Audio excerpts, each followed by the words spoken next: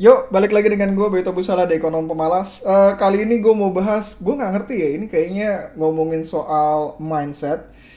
Anyway, gue baru aja berhasil connect antara Anchor FM gue dengan si Spotify. Thanks again, gue nggak nyangka banget bakalan ada sekitar 1.100 yang follow gue. Thanks for listening.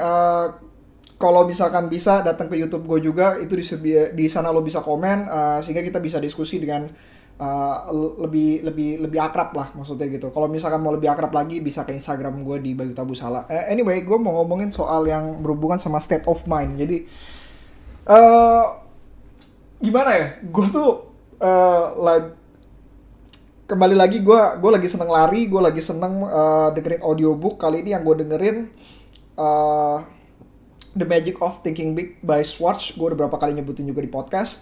Dan di buku tersebut ada yang menarik menurut gue, dan gue pengen share ini. Eh, Pertama adalah, apapun yang lo lakukan sekarang, baik dan buruk ya, itu tuh hasil akumulasi dari pikiran-pikiran lo yang cukup lama dan tanpa lo sadarin.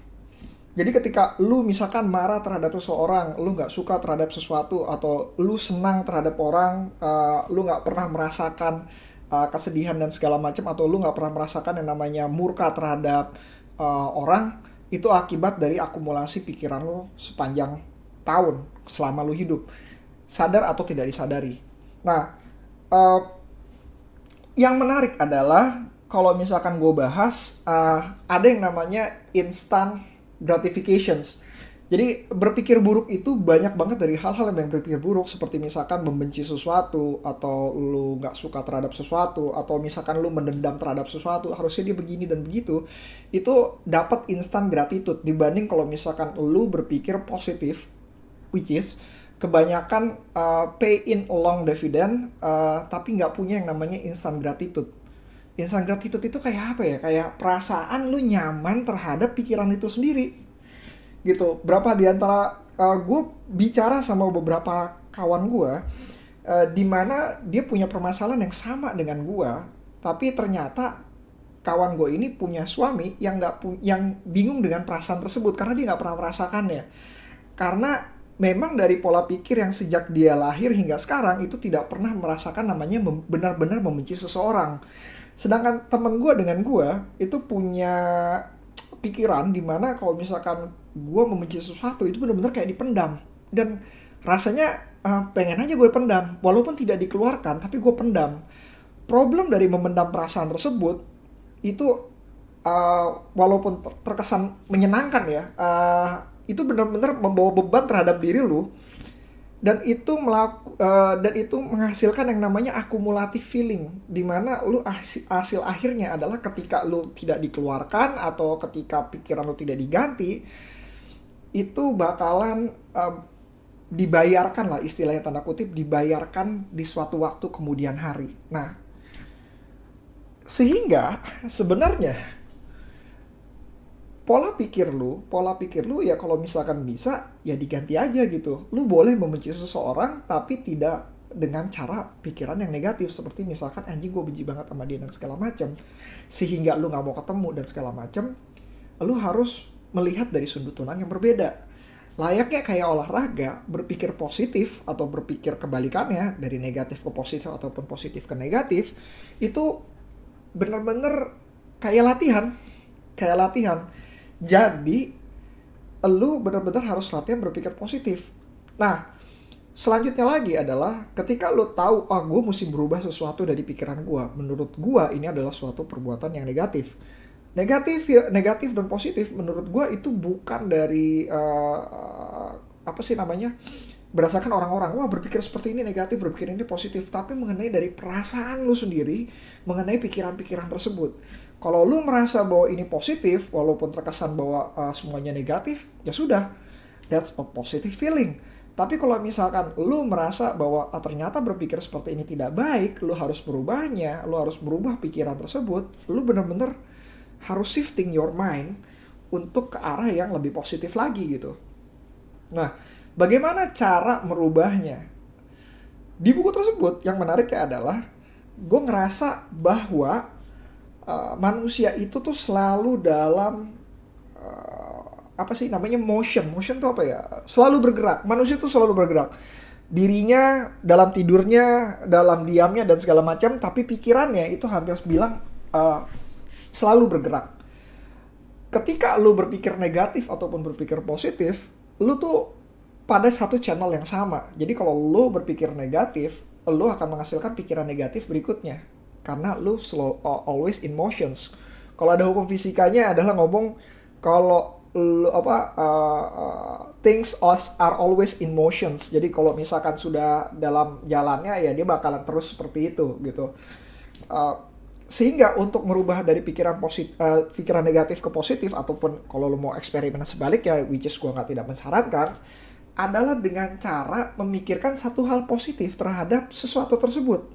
Kalau lo benci sama orang, coba pikirin positif satu hal aja, satu hal pikiran positif tentang orang tersebut. Bukan dengan cara bukan dengan cara ya udahlah emang orangnya seperti itu gitu.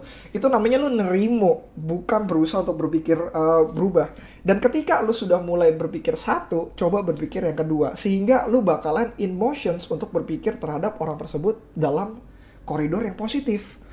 Dan ketika lu sudah berpikir dalam koridor positif, nah lu bakalan in motion terhadap positif energi tersebut. Sehingga ketika lu dalam koridor positif, lu gak mendengarkan sesuatu yang negatif terhadap orang tersebut. Ini mengenai state of your mind, bukan mengenai orang tersebut seperti apa dan kayak baik buruknya dan segala macam, tapi state of your mind sehingga lu punya peaceful terhadap diri lu sendiri. Sama halnya kalau misalkan di pasar saham, di pasar modal dan segala macam, ketika lu beranggapan bahwa pola pikir gue ini salah, bagaimana cara gue mengganti pola pikir gue yang baru? Mulailah dengan mengganti pola pikir yang baru tersebut dengan hal-hal yang positif. Kalau misalkan gue dengan pola pikir ini, gue akan menghasilkan apa ke depannya dan segala macam. Pikirkan hal yang positif sehingga lo mencangkok pikiran lo untuk membentuk satu pikiran yang positif tersebut. Nah, lo bener-bener gak akan pernah bisa yang namanya literally kayak berubah sekaligus gitu. Karena human is always in motions. Tapi lu bisa take a detour. Detour itu apa sih? Kayak putar balik. Lu selalu bisa putar balik untuk mengganti pikiran lu, mengganti jalan lu, mengganti persepsi lu, mengganti pola pikir lu sendiri gitu. Lu selalu bisa di tengah jalan itu untuk memutar balik. Nah, karena ini adalah kabar baik ya, karena ini adalah suatu pikiran, itu nggak ada yang namanya space. Space itu kayak tempat. Jadi lu nggak akan pernah tahu waktu yang lu butuhkan untuk merubah pikiran lu gitu katanya. Waktu yang gue butuhkan untuk merubah pikiran gue berapa lama ya? Ya lu nggak ada yang tahu karena itu cuma ada state of mind, positif or negatif, feeling good, feeling bad. Itu kayak state dari kepala lu, isi dari kepala lu sendiri. Jadi ketika dia berubah, ya yang lu butuh lakukan adalah motionnya tadi, motion untuk berubah. Mengenai berapa lama, berapa cepat ya no one knows. Kadang sesuatu berjalan dengan lebih cepat, kadang sesuatu berjalan dengan lebih lambat. Kenapa? Ya karena kita nggak tahu state of mind-nya, dan lu akan sangat sulit merubah seseorang yang dimana dari kecilnya sudah di dalam pikirannya itu adalah seperti itu dan terakumulasi sehingga dewasa dengan sesuatu yang kayak oke, gue pengen banget untuk berubah itu sekarang gitu. Gue pengen banget untuk berubah ini sekarang sehingga state of mind gue menjadi baik. Itu akan butuh waktu. Dan dalam kondisi tertentu, menurut gue lu bakalan membutuhkan bantuan. Dalam hal ini psikiater atau psikolog. Dalam kondisi tertentu. Karena gue pernah mengalaminya di mana jangankan untuk berubah, untuk berpikir positif aja bener-bener sudah nggak bisa sama sekali. Lu butuh bantuan. Dan untuk itu gue saranin kalau misalnya udah seperti itu ya carilah bantuan gitu. Nah, yang bisa lo lakukan ya tadi latihan untuk merubah hal tersebut. Dan ketika lo bisa melatih pikiran lo, ketika lo bisa melatih merubah pola pikir lo menjadi jauh lebih baik, mudah-mudahan, dan menurut gue sih this is true and will be staying true bahwa human mind itu attract terhadap apa yang dipikirkannya. Sebagai contoh, jangan pikirkan gajah warna pink. Kalian nggak akan pernah dengar yang namanya negatif. Kalian memikirkan gajah benar-benar warnanya pink.